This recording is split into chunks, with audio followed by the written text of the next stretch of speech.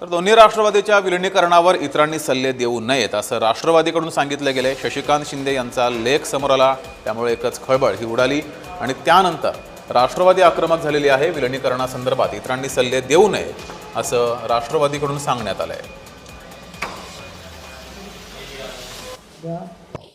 आघाडीमध्ये एखाद्या नवीन काही वेगळे पक्ष ज्यावेळेला सोबत येत असतात त्याला मुख्य पक्षाला त्या संदर्भामध्ये विश्वासात घ्यावं लागतं, त्यांच्याजवळ चर्चा त्या ठिकाणी करावी लागत असते, तर तेही त्या ठिकाणी स्वाभाविकपणाने आहेच।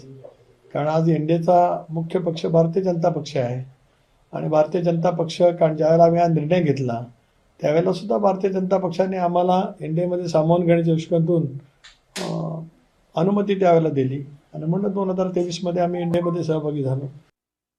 रोहित पवारांना माझी विनंती आहे की त्यांचे चुलत्यांचा अपघात झालेला आहे, जसा त्यांना दुःख झालं त्याच्यापेक्षा आम्हालाही जास्त झालेला आहे।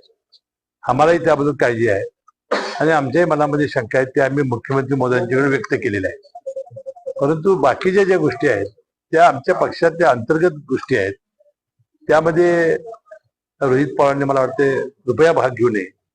त्यांनी अजित पवारांच्या अपघाताबाबत जी आता माहिती दिलेली आहे त्याचा ते पाठपुरावा करतायत, ते मला वाटतं एक त्याचा पुतण्या म्हणून त्यांची अस्वस्थता मी समजू शकतो। राष्ट्रवादी काँग्रेस पक्ष किंवा कुठल्याही पक्षानं कोण कन्सल्टंट नेमायचा, कुणाला किती दिवस ठेवायचं तो त्या पक्षाच्या नेत्याचा निर्णय आहे।